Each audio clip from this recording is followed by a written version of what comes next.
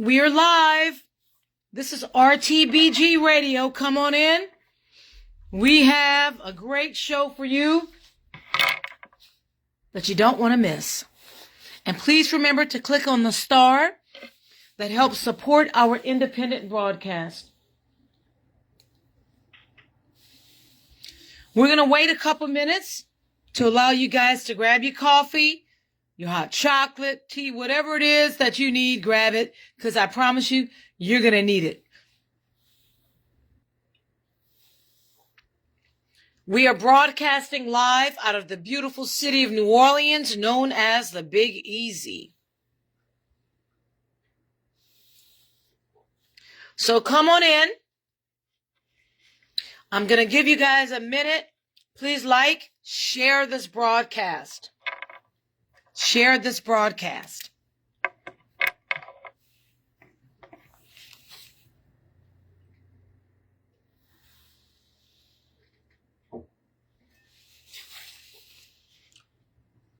So we're going to get started in a minute. Please share this broadcast. We also have a poll question, and we would appreciate it if you would answer it truthfully.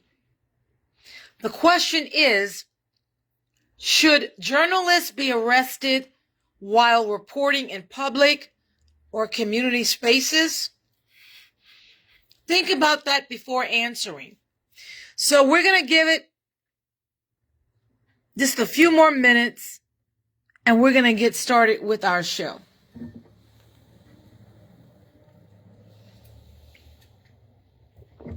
We're not going to take up too much of your time on this cold but yet beautiful Saturday morning. I'm here in the studio wearing two thick jackets because the first jacket, I'm still cold, still freezing. Second jacket, I'm feeling comfortable. Right now it's about 32 degrees and it's lovely. So here is the countdown. 10, 9, 8, 7, 6, 5, 4, 3, 2, 1. Welcome to Real Talk Big G Radio. Today we're going to focus on the Don Lemon story. If you haven't heard about Don Lemon's arrest, perhaps you're sleeping under a rock. I don't know. I'm just saying. Journalism on trial. Don Lemon's arrest and the battle for the First Amendment.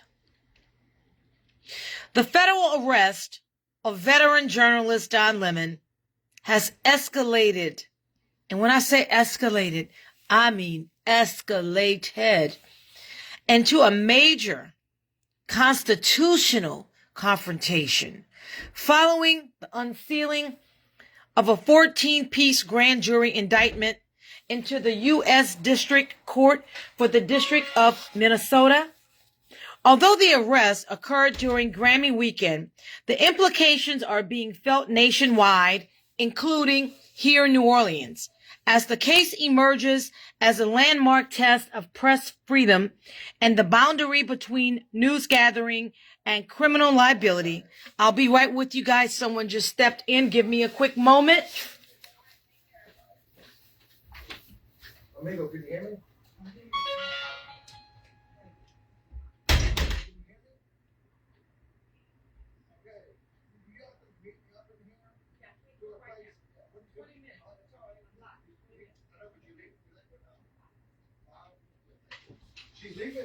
Sorry, guys.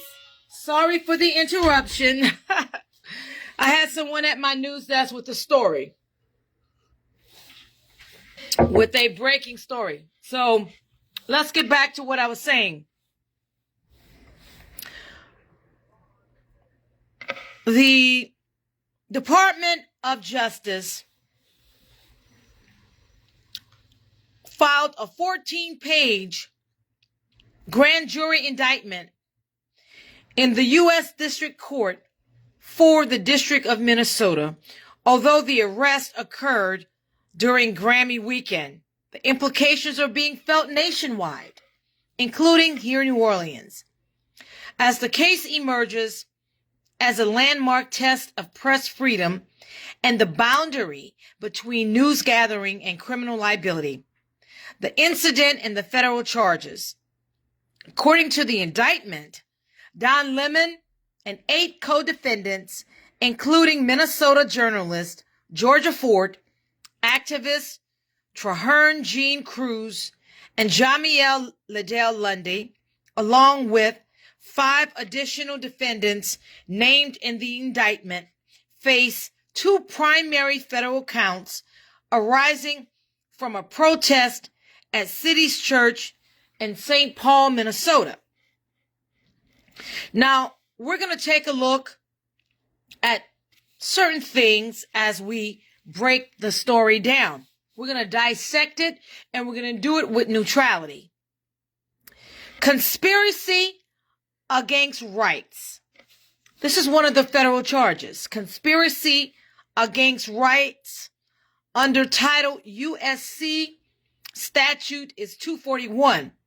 It reads, a felony charge alleging that the defendants conspired to injure, oppress, threaten, and intimidate, quote unquote, congregants in the free exercise of their constitutional right to religious worship.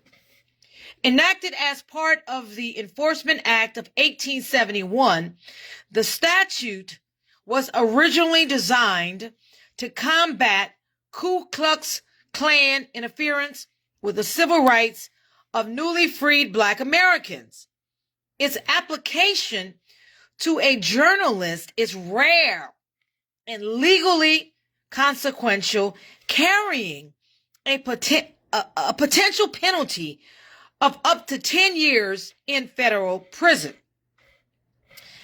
Number 2, the other allegation is violating the FACE Act, FACE, F-A-C-E Act, under Title 18 USC Statute 248. Prosecutors allege the defendants used force, threat of force, or physical obstruction to intentionally interfere with lawful religious worship.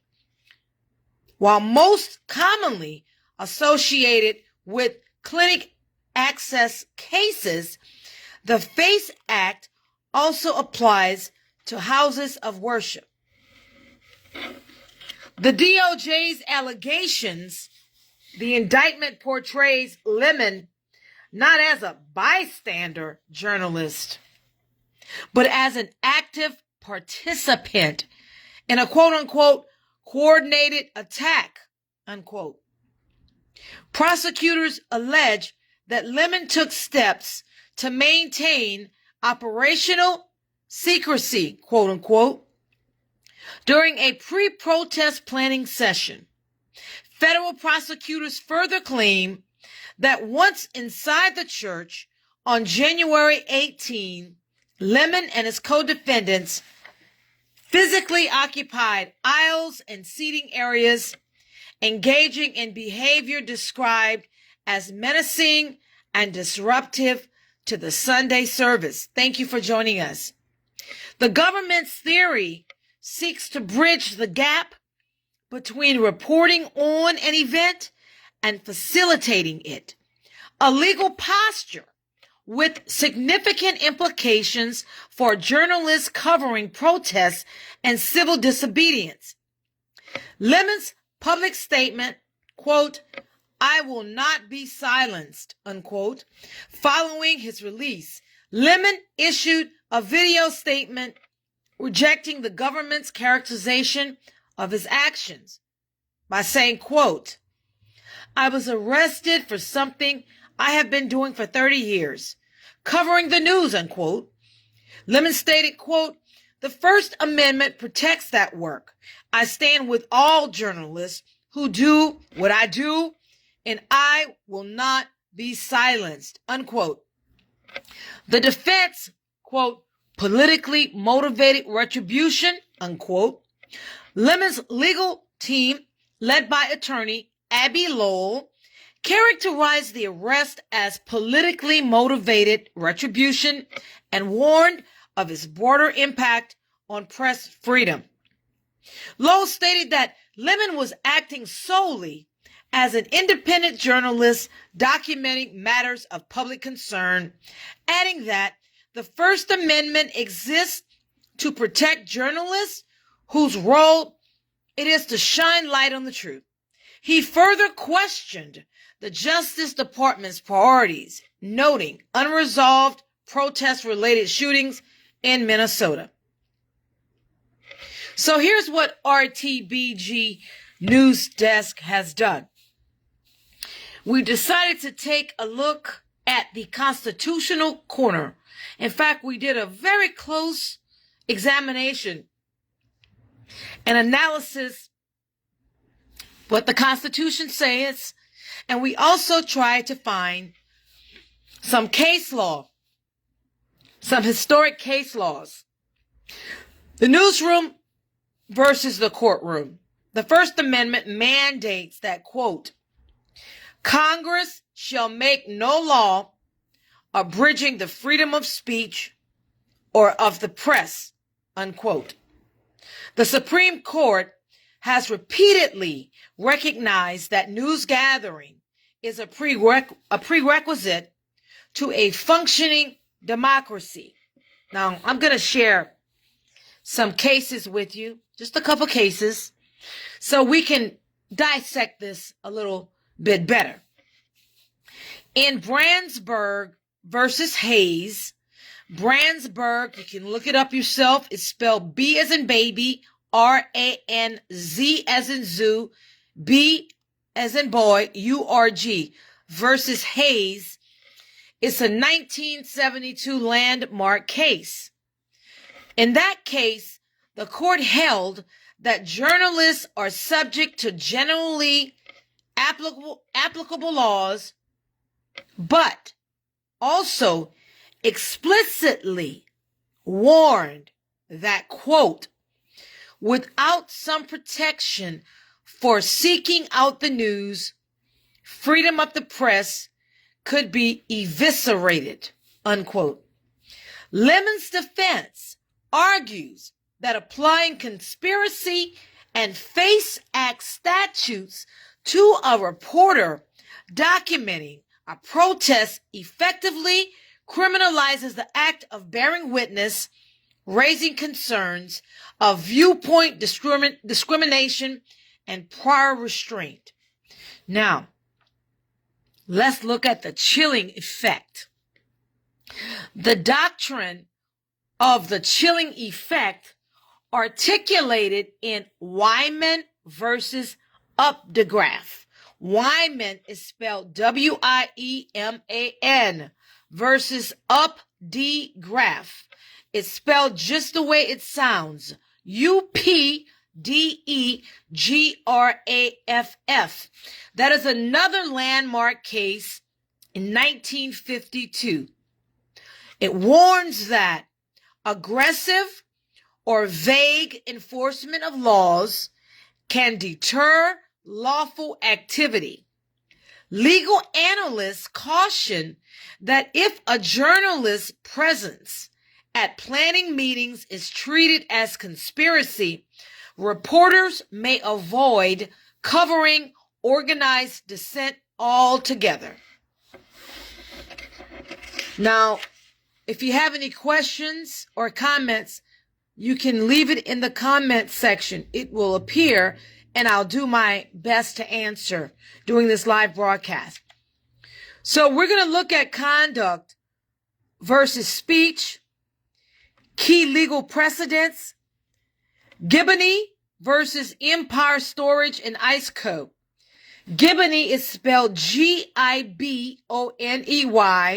versus Empire Storage and Ice Co. That is another landmark case in 1949, where the Supreme Court held that the First Amendment does not protect speech used as an integral part of criminal conduct. Prosecutors may rely on this precedent to argue that alleged quote-unquote operational secrecy transformed reporting into participation. Another landmark case that we looked at is Rice versus Paladin Enterprises, Inc., 1997. That's where a Fourth Circuit case holding that the First Amendment does not protect speech that aids and abets criminal activity. The government may cite this case to argue that limit crossed from documentation and to facilitation, a claim the defense strongly disputes. Now, here's the other court of public opinion. And I know you guys have heard of the court of public opinion because you are the jurors. Public reaction has been sharply divided. Press freedom advocates argue that journalism is not a crime and warn that criminalizing observation undermines democratic accountability.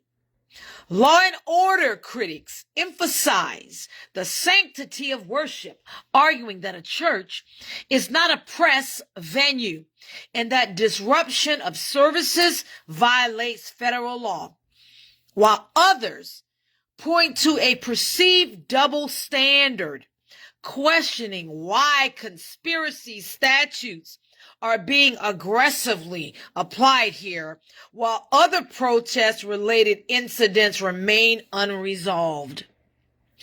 We then look at national media reaction, right?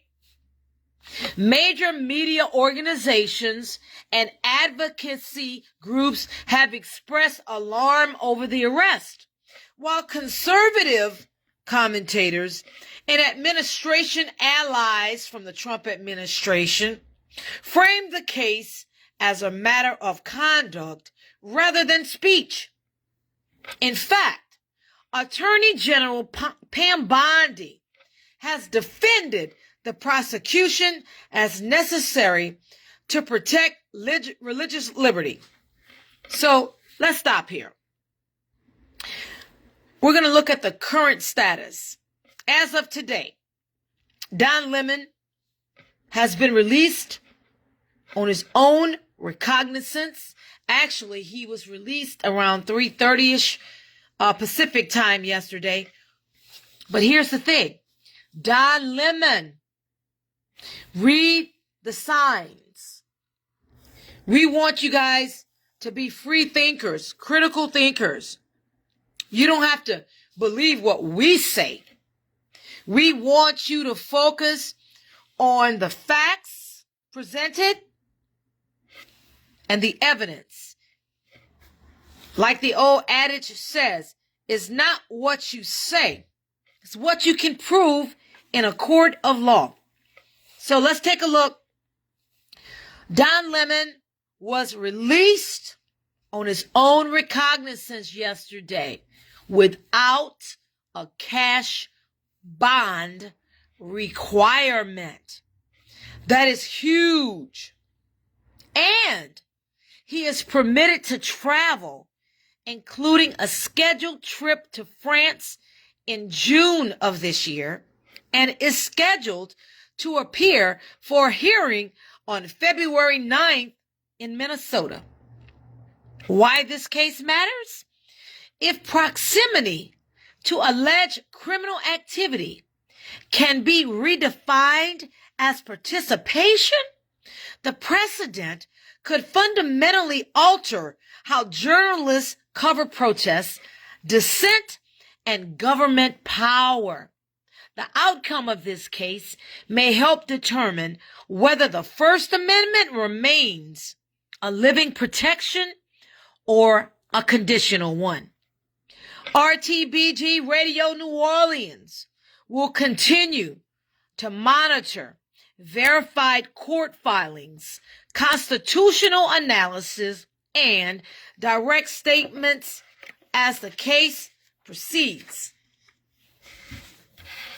Now, let's get back to our poll question.